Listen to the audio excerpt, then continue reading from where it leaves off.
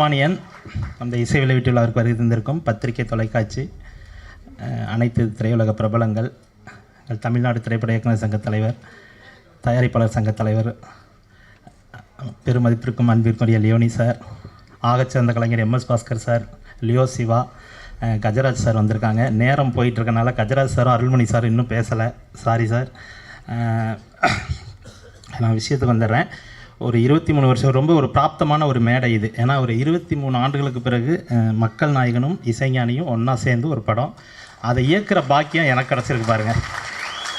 நான் அதுக்கு வந்து இந்த பிரபஞ்சத்துக்கும் எங்கள் அப்பா அம்மாவுக்கும் மதி சாருக்கும் co producer Bala and Sathish, எங்கள் சதீஷ் ஆளை காணும் பின்னாடி இருக்கல்வா, ஓகே, எல்லாருக்கும் ரொம்ப மனசார ஒரு நன்றியை தெரிவிச்சுக்கிறேன். அதாவது ஃபஸ்ட்டு எடுத்தோன்னா ஒரு கார்டு நம்ம போட்டு தான், சென்சாரில் அந்த ரூல் இப்போ தான் வந்தது, அந்த advisory card, smoking is injurious to health அப்படின்னு சொல்லி. நீங்கள் ஒரு விஷயம் கவனிக்கணும், இந்த சட்டம் வருவதற்கு முன்னாடி 1985க்கு மேலே இன்றைக்கி 2024 வரைக்கும் ஒருத்தவர் மதுவும் குடிக்காமல் புகைப்பழக்கமும் இல்லாமல் இன்றைக்கு வரைக்கும் இப்படி தான் நான் நடிப்பேன்னு சொல்லி அந்த கொள்கையோடு நடிச்சுக்கிட்டு இருக்காரு. ஏன்னா அந்த அட்வைசரி கார்டை அவர் தன்னோட மனசில் ஏற்றி வச்சுருக்காருங்கிறத நான் தெரியப்படுத்திக்கிறேன். கோடானு கோடி உங்கள் ரசிகர்கள் உங்களை திருப்திப்படுத்துறதுக்காக தான் அவர் அந்த விபத்துலேருந்து மறுபிறவி எடுத்து இங்கே உங்கள் முன்னாடி வந்து நிற்கிறார். அதனால் இந்த பாருங்கள், எல்லாரும் ரொம்ப என்ன சொல்கிறது, நான் பிரச்சனை கஷ்டப்பட்டோம்லாம் சத்தியமாக சொல்லலை. இது ஒரு சேலஞ்சிங்காக எடுத்து தான் படத்தை கொண்டு வந்து இங்கே நிப்பாட்டியிருக்கோம். இன்றைக்கும் வரைக்கும் ப்ரொடியூசர் மதி சார் வந்து ஈச் அண்ட் எவ்ரி செகண்ட்ஸ் அந்த சேலஞ்சை ஃபேஸ் பண்ணிகிட்டு இருக்காரு.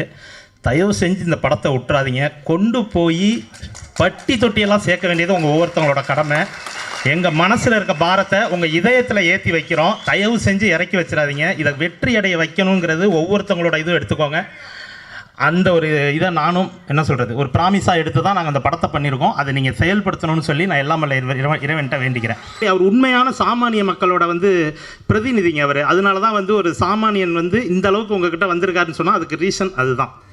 ஸோ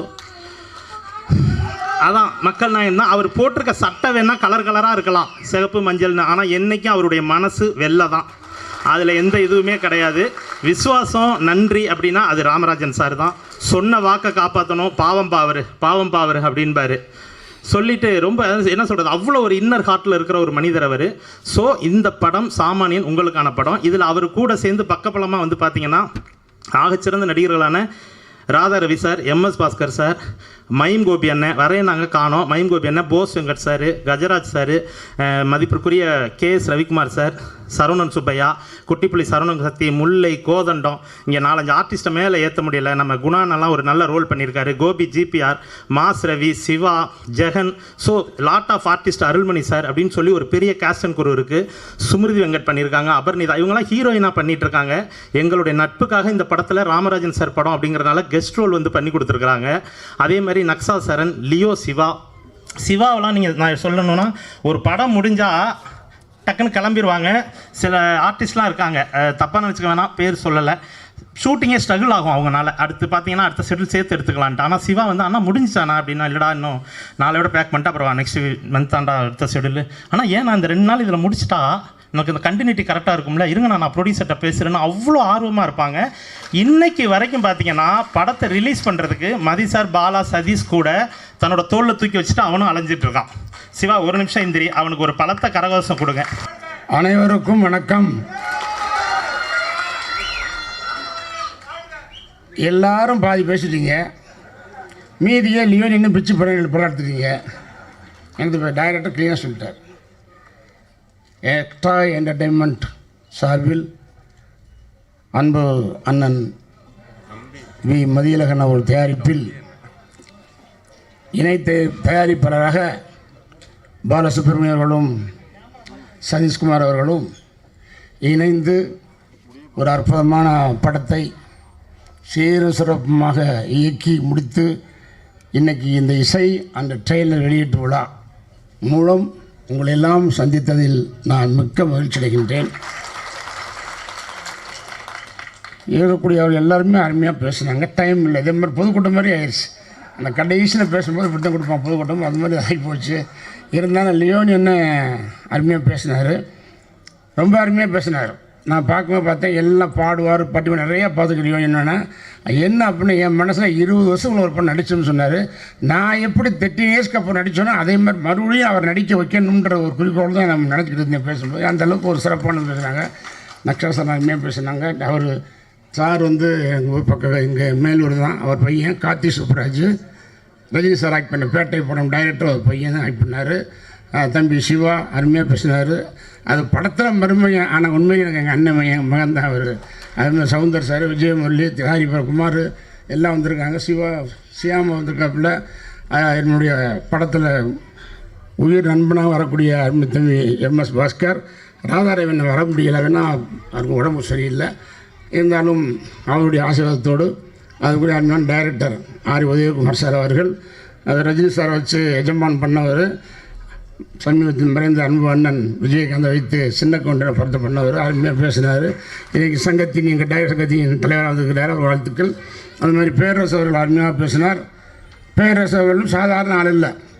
தம்பி விஜய் வச்சொரு படம், திருப்பாச்சி 2 படம், சிவகாசி, அஜித்குமார் வச்சு பண்ணியிருக்காரு. நானே சொல்லுவேன், பேரரசு என்ன சார் நீங்கள் விட்டு இவ்வளோ பெரிய படம்லாம் கொடுத்தீங்க, இப்போ இதை வச்சு கொடுங்க சார் படத்தை சொல்லியிருக்கேன். அது மாதிரி அன்புமணி சார், இன்னும் சொல்ல போனால் அண்ணன் டெம்பிள்ஸ் குமார் அவர்கள் உங்களுடைய மலைப்பை ஏற்று வந்து மேலில் தோண்டி இதுதான் எனக்கு முதல் மாதிரி சொன்னார். எங்களை ரொம்ப ஹெல்ப் பண்ணார் ஷூட்டிங்க்கு. அவருக்கும் சொல்லிக்கிறேன், எல்லாருக்கும் சொல்லிக்கிறேன். தம்பி ராஜேஷ் அவர்களுக்கும் மற்றபடியும் இங்கே திராக கூடியிருக்கூடிய பெரியவர்களுக்கும் தாய்மார்களுக்கும் சகோதர சகோதரிகளுக்கும் என் உயிரினும் மேலான என்றென்றும் என் மனதை விட்டு அகலாமல் பல வருஷ காலமாக என்னுடைய ரசிகராக இருக்கும் என் உடன் பிறப்புகளான ரசிகர்களுடைய உடன்பிறப்புகள். இப்போ இந்த டெய்லர் ஓடிச்சு பார்த்தீங்க, சாங் பார்த்தீங்க, சொன்ன மாதிரி 100% இது சாத்தியமே இல்லை.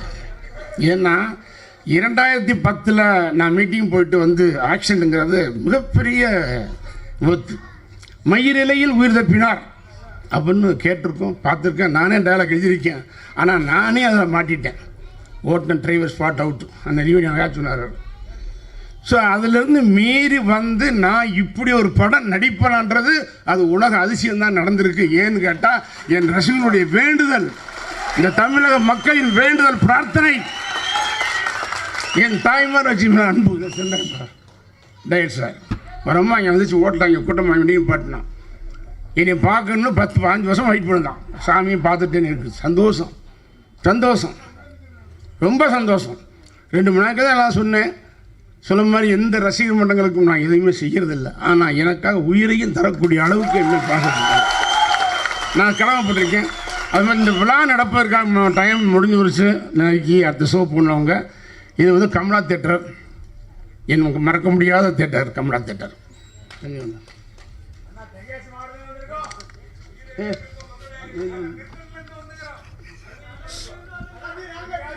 நம்ம தொகுதி திருச்செந்தூர் தொகுதி திருச்செந்தூர் முருகன் அருளால படம் சூப்பர் ஹிட் ஆக போகுது. என்னவோ படம் பாரு, படம் பார்த்துருவோமையான்றது என்னை திருப்பி நடிக்க வச்சு. ஆனால் டைரக்டர் சொல்கிற மாதிரி சாதாரண விஷயம் கிடையாது. படம் மாதிரி ஸ்டோரி ரைட்டர் கார்த்திக் குமார் அவர் உண்மையாக நல்ல சப்ஜெக்டு. ஆனால் இன்றைக்கி சொன்ன மாதிரி கேஸ் ஓடிக்கிட்டு இருக்கு. இவங்க வந்து சொன்ன கதை வேறு. அந்த படத்தில் ராமரதை போடலாம் நினைத்த அண்ணன் மதியழகன் அவர்களுக்கும் டைரக்டர் ராகேஷ் நம்ம மேலே ரொம்ப சிரமம். ஆனால் அவன் சொல்லும்போது சில மாறுதலை பண்ணான். ஆனால் டைரக்டர் அழகாக ஸ்கிரீன் ப்ளே பண்ணி இப்படி ஒரு படம் நம்ம இப்போ நடிக்கிறோமா போது அன்னைக்கும் பொருந்துகிற மாதிரி, இன்றைக்கும் பொருந்துகிற மாதிரி, என்னைக்கும் பொருந்துகிற மாதிரி, நேற்று இன்று நாளைங்கிற டைப்பில் படம் சூப்பராக எடுத்திருக்காரு. ஆனால் இதை ட்ரெய்லரும் சாங்கும் பார்க்கும்போது நான் நடிகனாக பார்க்கவில்லை, ஒரு டெக்னீஷியனாக பார்த்தேன். என்ன நாள் என்ன குறை என்பது எனக்கு தெரியும். சிவாவாகட்டும் அவர்களாகட்டும் அருமையாக நடித்திருந்தாலும் நான் என் கூட அவருடைய அருமைத்த அண்ணன் பாஸ்கர் அவர்களும் ராஜன் எனக்கு என்ன மைனஸ் இருந்தால் என்ன பண்ணுறது. கொரோனாங்கிற காலம் 3-4 வருஷம் வீட்டில் போட்டுருச்சு. ஆக்ஷனுக்கு அப்புறம் 6 வருஷம் அப்படியே வீட்டில் வந்துருச்சு. அதனால் என்ன மைனஸ் தெரியும். ஆனால் அதெல்லாம் மீறி இந்த படத்தை டைரக்டர் கேட்ட மாதிரி, மைய சார் கேட்ட மாதிரி மிகப்பெரிய வெற்றியடை செய்வார்கள் என் ரசிகர்கள். நீங்கள் விளம்பரமே கொடுக்க வேணாம். ராமராஜன் படம் ரிலீஸ் சொன்னால் பார்க்கறதுக்கு நீங்கள் 1,00,000 பேர் இருக்கான். அது படம் எப்படி பார்த்துருவாங்க.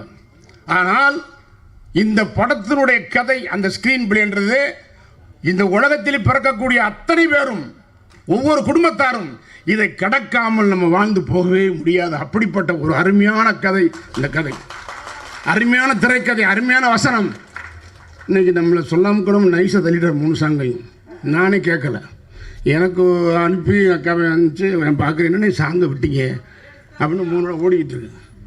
அதில் கிளைமாக்ஸ் சாங்கில் உண்மையிலேயே சொல்கிறேன், எனக்கெல்லாம் என்னன்னு தெரியாது. நீ பாருங்கள், இந்த படம் முடிஞ்சு வரும்போது என்னுடைய தாய்மார்கள் வருத்தப்படுவாங்க, ஃபீல் பண்ணுவாங்க. அந்த அளவுக்கு வளரக்கூடிய நல்ல கதை. ஆனால் என்னுடைய ரசிகர்களும் இந்த தமிழக மக்களும் ஆண்களும் ஃபீல் பண்ணக்கூடிய அளவுக்கு அற்புதமான கதை என்பதை யாரும் மறக்க முடியாது. இதை நீங்கள் ரிலீஸுக்கு அப்புறம் நீங்கள் சொல்லுங்கள், ராமராஜ் சொன்ன உண்மையாக பொய்யன்னு சொல்லுங்கள். இதெல்லாம் என்ன கூட்டம்? ஆக்சுவலாக நான் வந்து 87 எனக்கு மேரேஜ் ஆகிட்டு, எனக்கு ஒய்ஃப் வந்து திருவண்ணாமலையிலுக்குள்ளே நான் போகிறேன். அது கல்யாணத்துக்கு அப்புறம் ஒரு மாதமோ 2 மாதமோ கழித்து போகிறேன். அந்த ஊருக்குள்ளேயே போக முடியல, திருவண்ணாமலைக்குள்ளேயே போக முடியல, அவ்வளோ கூட்டம். என்னப்பா ஏதாவது புது படம் ரிலீஸ் ஆகிருக்கா எங்கேயாதுன்னா? இல்லை சார், சென்ட்ரலில் ஊர் பூரா கூட்டம், திருவண்ணாமலை பூரா கூட்டம். அதாவது இதுக்கு வரமே, அந்த அண்ணாமலை ஜோதிக்கு வரா மாதிரி. என்னன்னு கேட்டால் ராமராஜன் சார் மீட்டிங் அப்படின்னு, அப்படி ஒரு கூட்டம். அப்படி அந்த கூட்டத்தை இந்த கூட்டத்தை பார்க்கும்போது அதெல்லாம்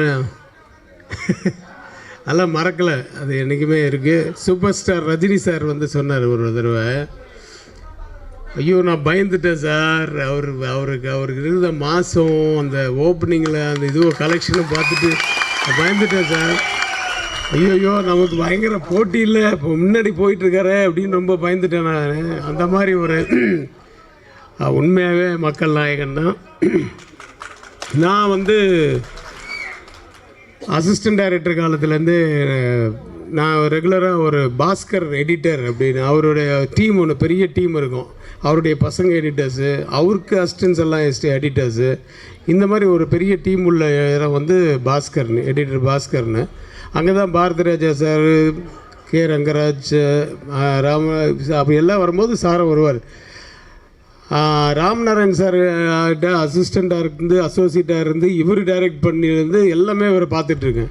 அதுக்கப்புறமா அவர் துடிதுடிப்பாக அப்படி இருப்பார். அவர் இளைஞர் வந்து அவர் அசிஸ்டன்ட் டைரக்டர் தான் எல்லா வேலையும் எடுத்து போட்டு செய்வார். அதுக்கப்புறமா அதே மாதிரி ஒரு பொண்ணை லவ் பண்ணார், தூக்கிட்டு போய் மேரேஜ் பண்ணார். பெரிய பிரச்சனை அவங்க வீட்டில், எல்லாத்தையும் மீறி தூக்கிட்டு போய் கல்யாணம் பண்ணார். அந்த மாதிரி அப்படி எல்லாம் நான் பார்த்தேன் அவரை.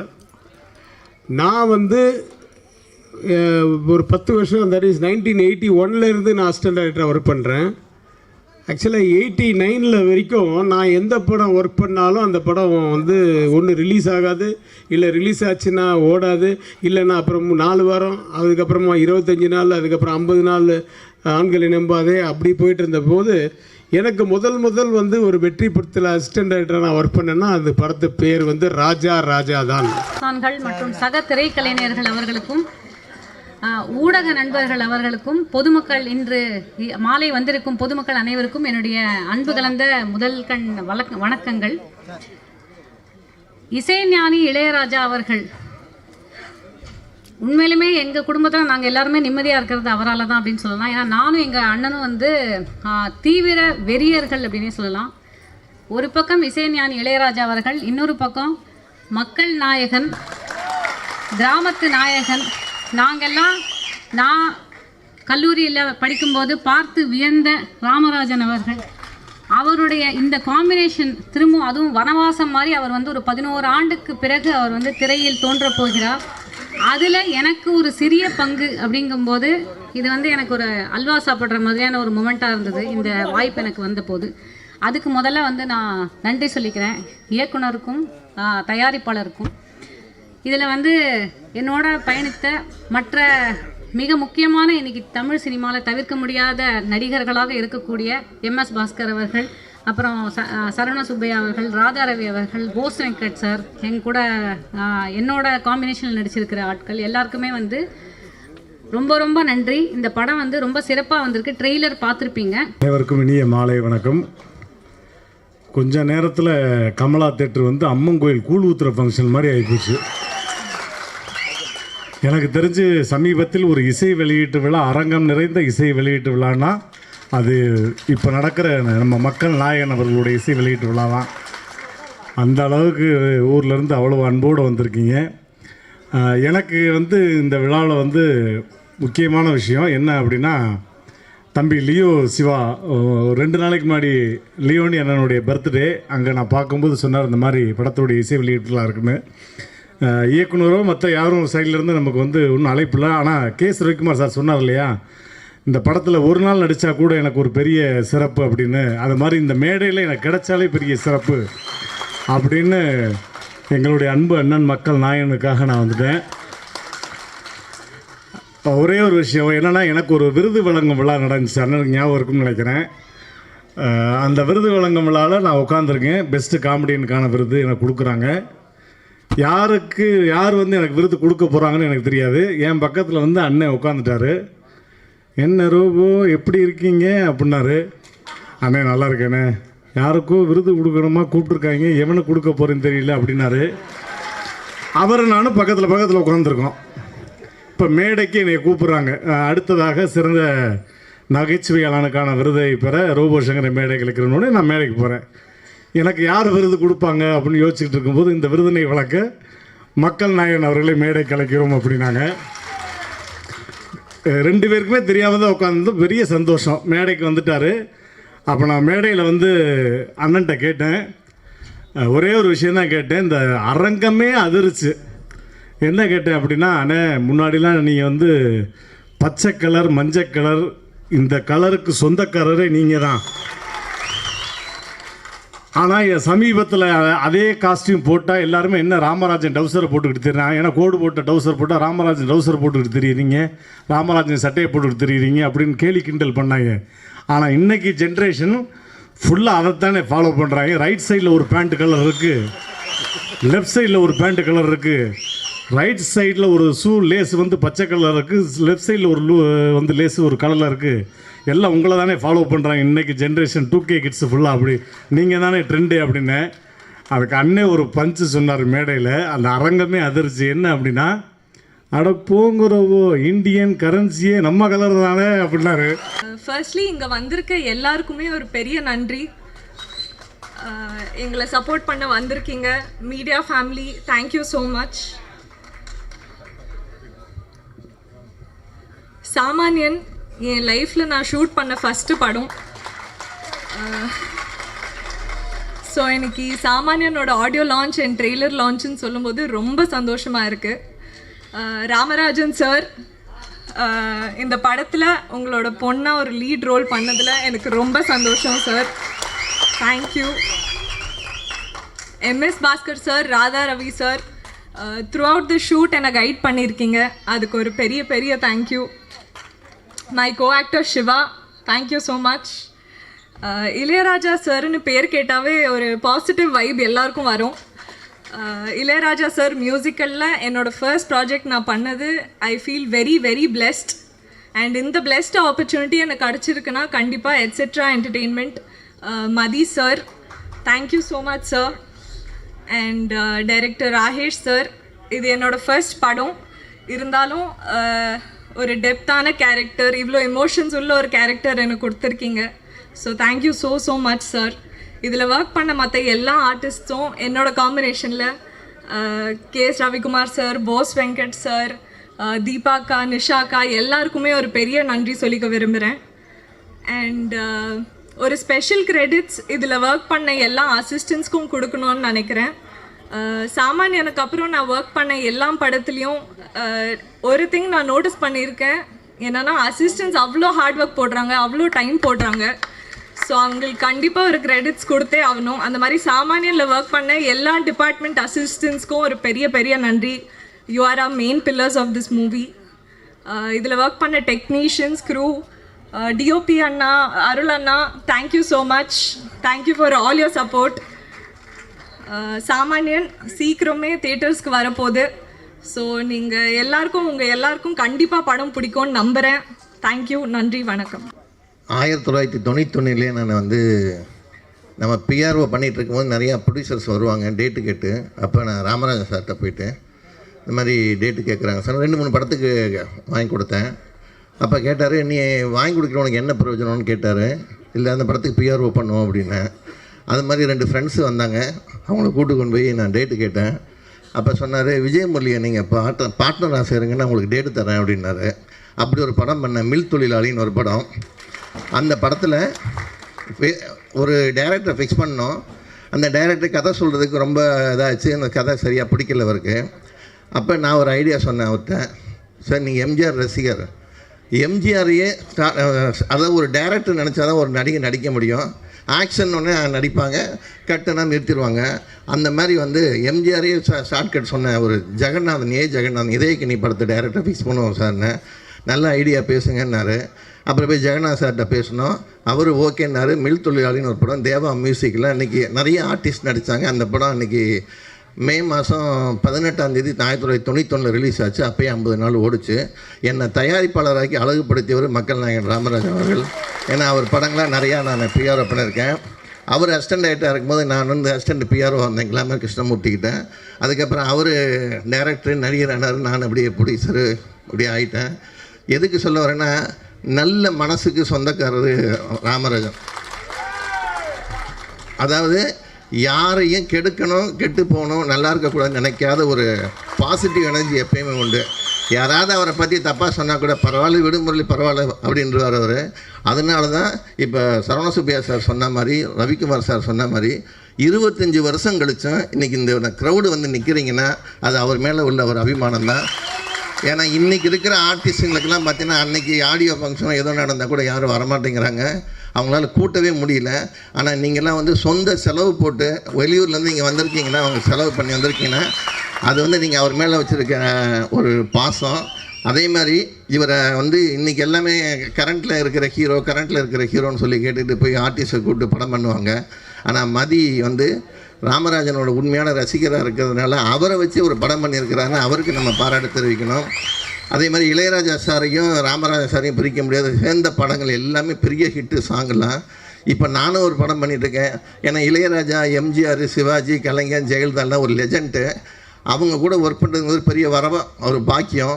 அது மாதிரி இளையராஜா சார் மியூசிக்கில் இப்போ நான் ஒரு படம் பண்ணிகிட்ருக்கேன். ஸ்ரீகாந்த் ஹீரோ, தினசரின்னு ஒரு படம் பண்ணுறேன். அதுக்கு வந்து ராமராஜா சாரை வச்சு நான் உள்ளே நுழைஞ்சேன். அதுக்கு இந்த நேரத்தில் ஒரு நன்றி தெரிவிச்சுக்கிறேன். இந்த படம் சாமானியன் படம் வந்து மிகப்பெரிய வெற்றியடைய எல்லாம் அல்ல இறைவனை வேண்டி விடைபெறுகிறேன். நன்றி, வணக்கம். என ஈன்ற தாய் தந்தையரை வணங்குகிறேன். மேடையில் வீட்டில் இருக்கும் அனைத்து ஆண்டோர் சான்றோர் அனைவரையும் வணங்கி, ஆக்சுவலாக இந்த படத்தில் நான் எப்படி உள்ளே வந்தேன் அப்படின்னா, இதே மாதிரி ஒரு டீசர் லான்ச் வந்து டி நகரில் இருக்க கிருஷ்ணவேணி தேட்டரில் நடக்குது. அப்போ வந்து என் ஃப்ரெண்டு ஒருத்தர் மூலிமா நான் ராமராஜன் சாரை பார்க்கணும் அப்படின்றதுக்காக அந்த தேட்டருக்கு நான் டீசர் லான்ச்சுக்கு போயிருந்தேன். அப்போ தான் மதி சாரை வந்து நாங்கள் மீட் பண்ணப்போ கை கொடுத்துட்டு நான் டீசர் லான்ச்சில் ஒரு ஓரமாக உட்காந்து டீசர் லான்ச் நான் பார்த்துட்டு ரொம்ப நல்லா அருமையாக இருந்துச்சு. ஏன்னா இசைஞானியும் மக்கள் நாயகனும் ரொம்ப வருஷம் கழிச்சு சேர்றாங்க, இதெல்லாம் நேரில் பார்க்கணும் அப்படின்னு சொல்லி நேரில் போயிருந்தேன். அப்போ மதி சார் என்னை பார்த்துட்டு அப்போ அதோடு அது முடிஞ்சிருச்சு. அடுத்து ஒரு நாள் எனக்கு ஒரு கால் வந்துச்சு ஒரு அண்ணன் நம்பர்லேருந்து. அப்போ அட்டன் பண்ணப்போ மதி சார் தான் பேசுனாங்க. நான் இது மாதிரி மதியழகன் ப்ரொடியூசர் பேசுகிறேன் தம்பி, இது மாதிரி இந்த ஸ்கிரிப்டுக்கு வந்து ஒரு முக்கியமான ஒரு ரோல் இருக்குது, நீங்கள் தான் பண்ணணும் அப்படின்னு சொல்லி கேட்டாங்க. கேட்கும்போது அதுவாக வந்து நமக்கு கிடைக்கும்போது வேணான்னு யாராவது சொல்லுவாங்களா? அதுவும் மக்கள் நாயகன் கூட அவர் மருமகனாக ஒரு கேரக்டர் பண்ணுற வாய்ப்பு வந்து கிடைக்கும்போது எதுவுமே கேட்கல. சார் நான் கண்டிப்பாக அதை நான் பண்ணிடுறேன் சார் அப்படின்னு ஃபஸ்ட்டு அவங்கள்ட்ட நான் சொன்னதுக்கப்புறம், இயக்குனரை நீங்கள் மீட் பண்ணுங்கள். ஃபஸ்ட்டு எனக்கு ஸ்டோரி சொன்னது மதி சார் தான். இந்த வாய்ப்பை கொடுத்த மதி சாருக்கு என்னுடைய முதல் நன்றியை நான் தெரிவிச்சுக்கிறேன். இங்கே இரண்டாவது நான் இயக்குனர் போய் நேரில் சந்திக்கிறேன். என்னை பார்த்தோன்னே சொல்கிற முதல் வார்த்தை, மண்மனம் மாறாத முகம் யா அப்படின்னாங்க. ரொம்ப சந்தோஷமாக இருந்துச்சு. அதே மாதிரி மண்மனம் மாறாமல் இந்த படத்தை வந்து எடுத்து கொடுத்துருக்காங்க. அந்த படைப்பை பார்க்கும்போது உங்களுக்கே தெரியும், ரொம்ப அழகாக எடுத்திருக்காங்க. உண்மையிலேயே பயந்துட்டு தான் போனேன் எப்படி இருக்கும் அப்படின்ட்டு. ஆனால் ரொம்ப அழகாக தத்ரூபமாக ரொம்ப அழகான ஒரு வாழ்வியலை வந்து கொடுத்துருக்காங்க. ஸோ வந்து இந்த படத்தில் நான் பண்ணுறது எனக்கு மிக மிக பெருமையாக நான் நினைக்கிறேன். அது எல்லாத்தையும் மீறி ராஜா சார் காலேஜ் படிக்கும்போது ஒரு 150 ரூபா ரேடியோ அதை ரூமில் ஒரு ஓரமாக ஜன்னல் ஓரமாக வச்சு சரியாக கேட்காது. அந்த ஆண்டனாவில் வந்து ஒரு வயரை மாட்டி மேலே மாடியில் போய் பண்ணால் தான் கேட்கும். அந்த மாதிரி மாட்டி தான் இளையராஜா பாட்டு எப்போவுமே ரூமில் ஓடிக்கிட்டே இருக்கும். எங்களுக்கு வந்து சாப்பாடு தண்ணி எல்லாமே இளையராஜா சார் சாங்க தான். அப்படி இளையராஜா சாரோட எல்லாருமே வெறியர்கள் தான், அது நம்ம எல்லாருமே சொல்ல தேவையில்ல. அப்படிப்பட்ட வெறியனாக இருந்தேன் நான் வந்து. இன்னைக்கு நம்ம நடிக்கிற படத்துக்கு ராஜா சார் நம்ம முகத்தை பார்த்து ஒரு மியூசிக் போடுறாங்க அப்படின்னு நினைக்கும் போது எனக்கு அப்படியே புல்லரிக்குது. இன்றைக்கி சார் வருவாங்க, என்னென்னமோ பேசணும்னு சொல்லி வச்சுருந்தது எல்லாமே எனக்கு பிளைண்ட் ஆயிடுச்சு. அப்படியே சுத்தமாக என்ன பேசுகிறேனே தெரில. ஸோ ரொம்ப நேரம் எடுத்துக்க விரும்பலை. இந்த படத்தில் வந்து எனக்கு நிறைய உறவுகளை சம்பாரிச்சிருக்கேன். ஏன்னா அவருக்கு மருமகனாக அந்த படத்தில் பண்ணியிருக்கேனே தவிர எப்போவுமே ஒரு வாயார அப்பான்னு தான் கூப்பிட்றேன் நான், மக்கள் நாயகனை. எந்த ஒரு விஷயமா இருந்தாலும், இப்போ முந்தா நாள் வந்து அப்பாவுக்கு பிறந்த நாள், அதுக்கு கூட கால் பண்ணும்போது நான் அப்பா எப்படிப்பா இருக்கீங்க, தம்பி நல்லா இருக்கேன் தம்பி, எப்படி இருக்கீங்க நீங்கள், அப்பா எப்படி இருக்காங்க, அப்பா கொடுங்க ஃபோனை கொடுங்க அப்படின்னு சொல்லி அவ்வளோ ஒரு ஒரு ரொம்ப எளிமையான நம்மலாம் வியந்து பார்க்குற ஒரு மனுஷன் வந்து இவ்வளோ சாதாரணமாக பேசுவாரா அப்படின்றத நேரில் நான் பழகினப்போ தான் எனக்கு தெரிஞ்சு. ஸோ வந்து ஒரு மனுஷன் வந்து பெரிய மனிதனாக ஆகிறதுக்கு மிக முக்கிய காரணம் தன் எளிமை தான் அப்படிங்கிறத வந்து நான் அவர்கிட்ட வந்து நான் கற்றுக்கிட்டேன். எல்லாருக்கும் வணக்கம். எட்ஸெட்ரா வழங்கும் படம் சாமானியன். ஆனால் மேடையில் வீற்றிருக்கக்கூடியவர்கள், இந்த படத்தினுடைய தயாரிப்பாளர் மதி அவர்கள், இயக்குனர் அன்பு தம்பி எங்கள் பக்கத்து ஊர்க்காரரு ராகேஷ் அவர்கள், வந்திருக்கக்கூடிய நீங்கள், மேலும் மேகம் மறைத்து விட்டதே என்பதற்காக நட்சத்திரம் இல்லாமல் போய்விடுவதில்லை. 11 ஆண்டுகள் மறைத்திருந்த விதி எனும் மேகம் விலகி மீண்டும் வந்திருக்கக்கூடிய சோலை புஷ்பங்கள் படத்தில் நான் டப்பிங் பேசும்பொழுது காலத்திலிருந்து இந்த படத்தில் அவரோடு இணைந்து நடிக்கும் வரை எங்கே பார்த்தாலும் எத்தனை பெரிய வெற்றி மகுடங்கள் அவருடைய தலையில் அவர் சுமந்திருந்தாலும் அணிந்திருந்தாலும் எந்த விதமான கர்வமும் இல்லாமல் எல்லோரிடமும் பழகக்கூடிய எங்கள் ஐயா, உங்கள் எல்லாருடைய உயிர் ஐயா ராமராஜன் அவர்களும் சாதாரணமானவர் இல்லை. இசையமைத்திருக்கக்கூடிய மாஸ்ட்ரோ இளையராஜா அவர்களும் சாதாரணமானவர் இல்லை. இந்த மேடையில் இருக்கக்கூடிய எல்லோருமே, யாருமே சொல்கிறேன், எல்லாருமே சாதித்தவர்கள் தான். எல்லோருமே நிறைவான மனதிற்கு சொந்தக்காரர்கள் தான். எனக்கு ஒரு சின்ன ஆசை, அது நிறைவேறணும். இன்று இருக்கக்கூடிய இதே மக்கள் திரள் இந்த படத்தின் 100வது நாள் வெற்றி விழாவிலும் இருக்க வேண்டும். கரகாட்டக்காரன் என்ற மாபெரும் வெற்றி படத்தை மீறி இந்த படம் அதற்கு மேல் ஒரு 50-75 நாட்கள் ஓட வேண்டும் என்று எல்லாம் வல்ல இறைவனை வேண்டுகிறேன். மீண்டும் வந்திருக்கும் ஐயா அவர்களை உங்கள் எல்லார் மாதிரியும் நானும் ஒரு ரசிகனாக வாழ்த்தி மீண்டும் வருக ஐயா அப்படின்னு வரவேற்கிறேன். மறுபடியும் இடைவெளி இல்லாமல் நடிங்க. மக்கள் நாயகன்ற பட்டம் உங்களுக்கு தான், வேறு யாரும் கிடையாது. நீங்கள் நடிச்சுக்கிட்டே இருங்க, உங்களோடு சேர்ந்து நாங்களும் நடிக்கிறோம் அப்படின்னு ஒரு ஆசையை அவர்கிட்ட வைக்கிறேன், ஒரு வேண்டுகோளாகவும் வைக்கிறேன். இதே ஆதரவும் இதே அன்பும் ஐயா அவர்களுக்கும் கலைஞர்களாகிய எங்களுக்கும் உங்களிடமிருந்து என்றென்றும் கிடைக்க வேண்டும். நீங்கள் அனைவரும், நாங்கள் அனைவரும், தம்பி ராகேஷ் அவர்களும் ப்ரொடியூசர் அவர்களும் எல்லோரும் எல்லா வளமும் நலமும் பெற்று வாழ இறைவன் அருள் புரியட்டும் என்று வேண்டி விடைபெறுகிறேன். நன்றி, வணக்கம். சினிமாவுக்கே சம்பந்தமில்லாத ஒருத்தன் நான் இங்கே வந்து உட்காந்துருக்கேன். எனக்கு இருக்கிற ஒரே தகுதி, 20 வருஷத்துக்கு முன்னாடி கங்கா கௌரின்னு ஒரு படம் நடித்தேன். அந்த படத்தை முதல்ல எங்கள் அப்பா பார்க்குறதுக்கு காசு கொடுத்து, நான் ஒரு படம் நடிச்சிருக்கேன், போய் பார்த்துட்டு வாங்கப்பா, திண்டுக்கல் கணேஷ் தேட்டரில் ரிலீஸ் ஆகிருக்குன்ட்டு காசு கொடுத்தேன். எங்கள் அப்பா படம் முடிச்சுட்டு வந்து, எங்கடா படத்தில் உன்னை காணவே காணான்னாரு. இப்போ படம் முழுதும் நான் தான்ப்பா வருவேன், மொதல் சீனில் நான் தான் பாட்டு பாடிட்டு வருவேன், யாரோ ஒரு கிழவன்லடா வந்தான்னாரு. படத்திலே கிழவனா நடித்து இப்படி கேவலப்படுத்திட்டேடான்ட்டு பெத்த தகப்பேன் படத்தை பற்றி அப்படி விட்டார். அதுக்கப்புறம் நான் படமே நடிக்காமல் இப்போ தான் வந்து நம்ம அனுச்சரனோட டைரக்ஷனில் பன்னிக்குட்டின்னு ஒரு படம் நடித்தேன். அதுக்கு அடுத்து ஆலம்பனான்னு ஒரு படம் நடித்து அது இப்போ வெளியே வரப்போகுது. இந்த 3 தகுதியை தவிர வேறு எந்த தகுதியும் இந்த மேடையில் பேசுகிறதுக்கு எனக்கு இல்லை. ஆனால் இதை விட ஒரு பெரிய தகுதி என்னன்னா, மக்கள் நாயகன் ராமராஜனுடைய மிகப்பெரிய ரசிகன் நான். ஒன்று அவருடைய நடிப்பு எதில் அப்படின்னா, ஒரு சிறப்பு ஒரே ஒரு வரியில் சொல்லணும்னா, மக்கள் திலகம் எம்ஜிஆர் தான் ஒரு படத்தில் எந்த பாட்டுக்கு வேணாலும் அப்படி கையை தூக்கி ஒரு ஆக்ஷன் பண்ணார்னா கூட்டமே அப்படியே கைதட்டி ரசிக்கும்.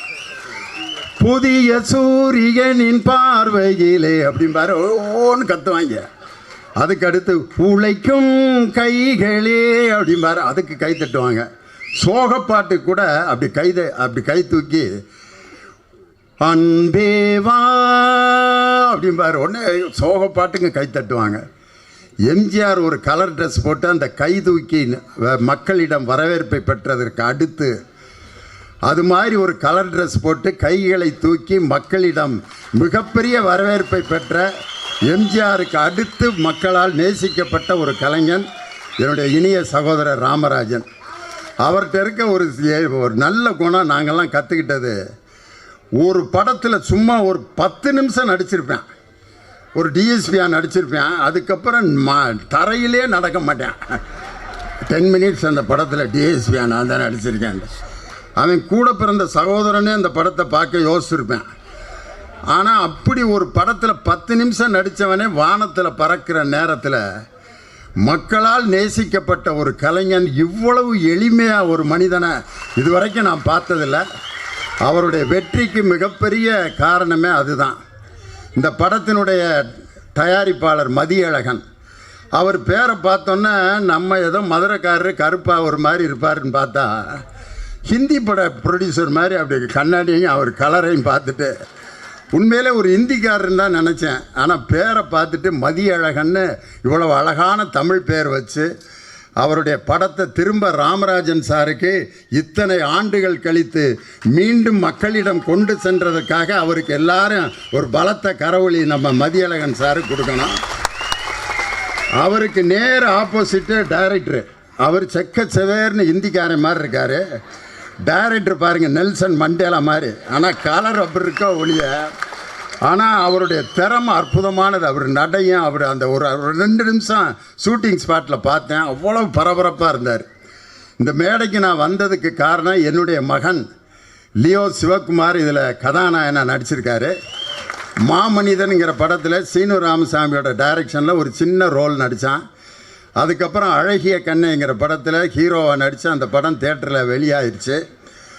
இப்பொழுது அவனுக்கு ஒரு மிகப்பெரிய ரீஎன்ட்ரி எது அப்படின்னு சொன்னால், எம்எஸ் பாஸ்கர் சாருக்கு மகனாகவும் ராமராஜன் சாருக்கு மருமகனாகவும் லக்ஷா சரனுக்கு ஒரு ஹீரோவாகவும் இன்றைக்கி நடிச்சிருக்கான்.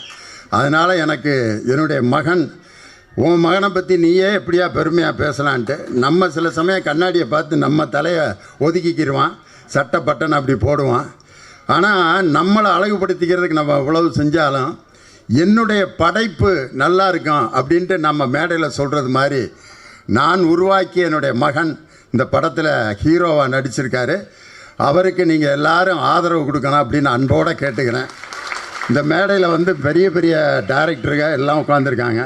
ஆர்வி உதயகுமார் சார், அவருடைய அந்த டைட்டில் சாங் இளையராஜாவோட முதல் பாட்டை டைட்டிலாக போடணும் அப்படிங்கிறது அவரது கண்டுபிடிச்ச ஃபார்முலா தான்.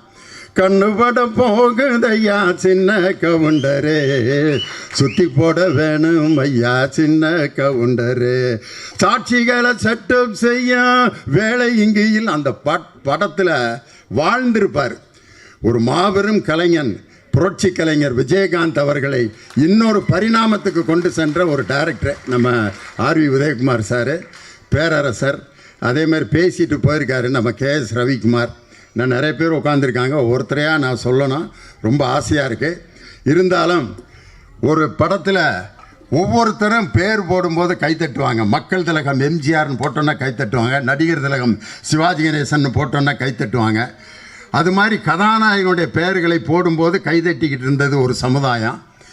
ஒரு குறிப்பிட்ட ஸ்டேஜில் தான் கதை வசனம் அப்படின்னு போட்டோன்னா ஒருத்தருக்கு கைதட்டினாங்க. அதுதான் முத்தமிழ் அறிஞர் டாக்டர் கலைஞர். வசனம் மு கருணாநிதின்னு போட்டோன்னே வசனத்துக்கு கைதட்டு வாங்கியவர் ஒருத்தர்.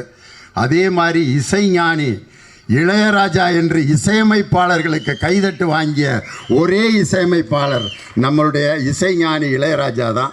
அவருடைய பாட்டோடு நம்ம வாழ்ந்திருக்கோம்.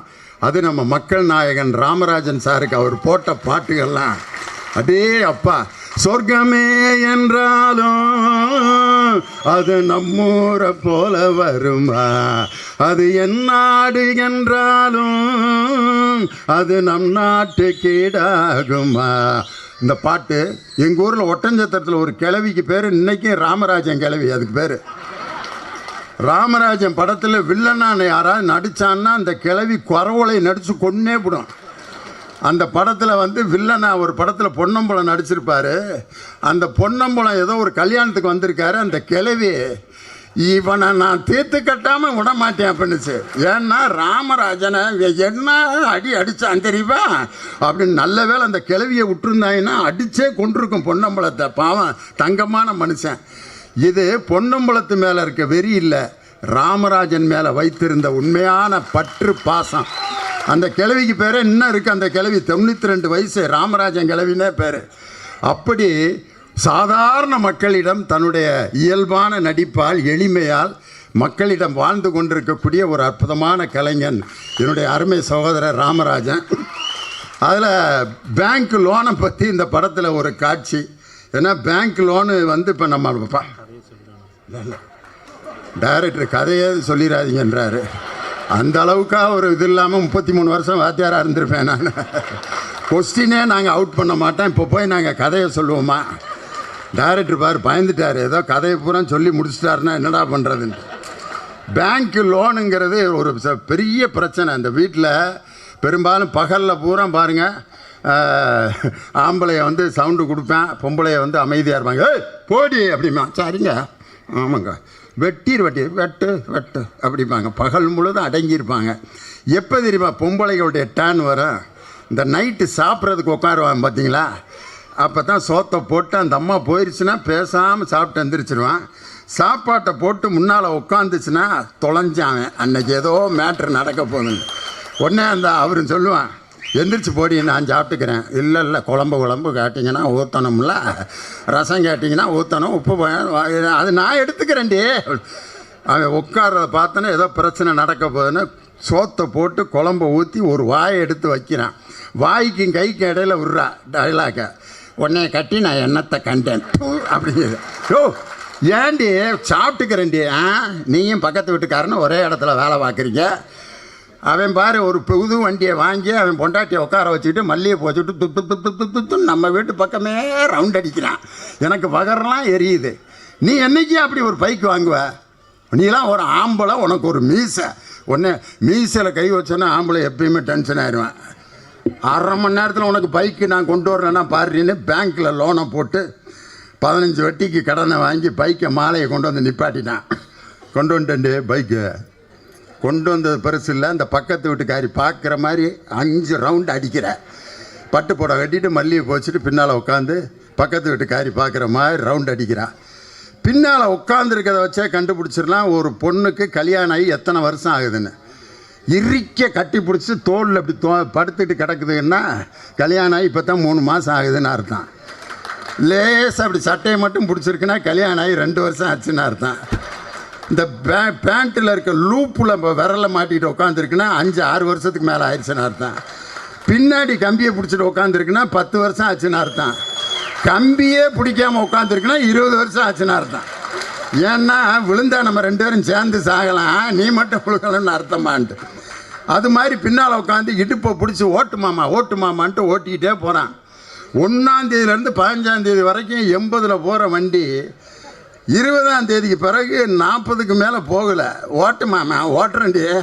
ஆனால் அவனுக்கு ஆக்சிலேட்டரில் என்ன கேட்குதுன்னா 15 வெட்டி கிளச்சை மாற்றுறான். 1ஆம் தேதி கட்டாட்டி பிடிங்கிட்டு போயிடுவாங்க. 10,500 இஎம்ஐ கட்டணும். ஒரு லோனுனால ஒரு பைக்கில் லோன் வாங்கினவன் என்ன பாடுபடுவான். ஆனால் இன்றைக்கி ஒரு கடன்பட்டார் நெஞ்சம் போல் கலங்கினான் இலங்கை வேந்தன்னு கம்பன் சொன்ன மாதிரி ஒரு கடனால் பாதிக்கப்பட்ட இந்த சமுதாயத்தை அப்படியே படம் பிடித்து காட்டியிருக்கிறார் இயக்குனர் ராகேஷ். அதை ரொம்ப வித்தியாசமாக கொடுத்துருக்காரு. அந்த கதையை நீங்கள் பார்க்கும்போது அவ்வளோ விறுவிறுப்பாக நீங்கள் பார்ப்பீங்க. இந்த இசைஞானி இளையராஜாவோட இசையமைப்பு, அவருடைய இசைங்கிறது எவ்வளவு ஒரு மக்களிடம் பெரிய வரவேற்பை பெற்றதுங்கிறதுக்கு வேற உதாரணமே தேவையில்லை. 30 வருஷம் கழித்து இன்னைக்கு ஒரு பாட்டு ஹிட் ஆகிருக்கு பாருங்க. இது மனித உணர்ந்து கொள்ள, இது மனித காதல் அல்ல அல்ல அல்ல அல்ல அல்ல, அதையும் தாண்டி புனிதமானது புனிதமானது புனிதமானது. உண்டான காயமின்றி உன்னாலே மாறி போன மாயம் என்ன பொன்பானே செந்தேனே. அங்கே பாரு, 4 வயசு குழந்தை இந்த பாட்டு இப்போ அந்த குழந்தைக்கு பாதிப்பை ஏற்படுத்தியிருக்குன்னா, இந்த மஞ்சுமல் பாய்ஸுங்கிற அந்த படத்தில் 30 ஆண்டுகள் கழித்து இசைஞானி இளையராஜா அந்த படத்தில் ஒரு பாடலில் வாழ்ந்து கொண்டிருக்கிறார்னா, அந்த இசையமைப்பில் இன்னைக்கு உருவாகியிருக்கிறது சாமானியன். சாமானியன்னா சாதாரண மனுஷன். சாமானிய மக்களுக்கு நீங்கள் என்ன செய்தீர்கள் அப்படிமா? சாமானிய மக்கள்னா ஏழைகள், சாதாரணவர்.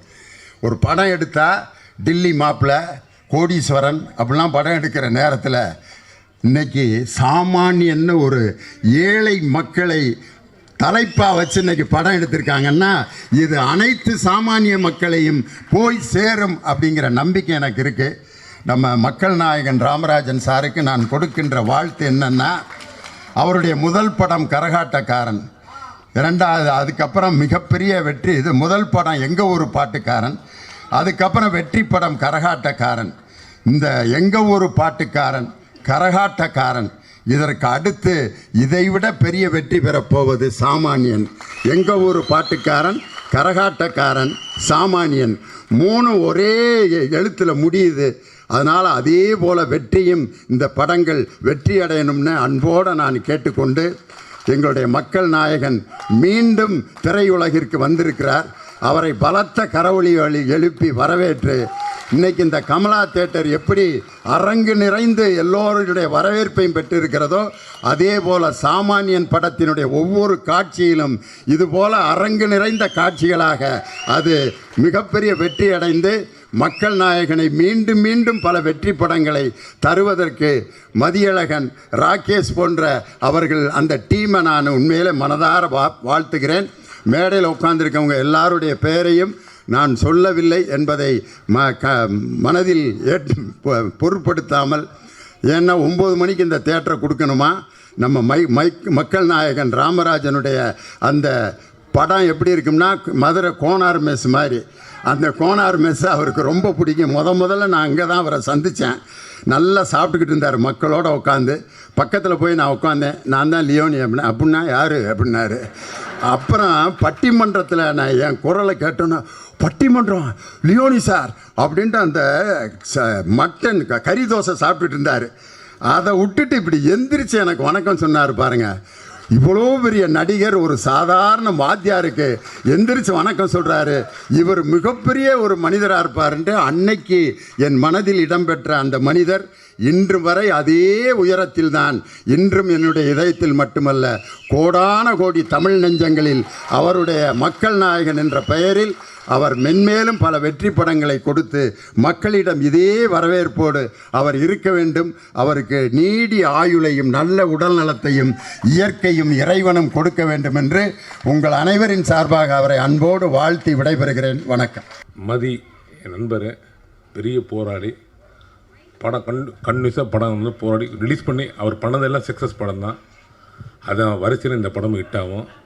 அடுத்தது அண்ணன் ராமராஜன், அவர் பெரிய ரசிகன். நான் விஜய் அஜித் படம் ஷூட்டிங் குரூப் போனேன். நான் 2 பேர் வச்சு படம் பண்ணுவேன் ராஜான் பறவையில். நான் அவங்க ஷூட்டிங் குரூப் போகல.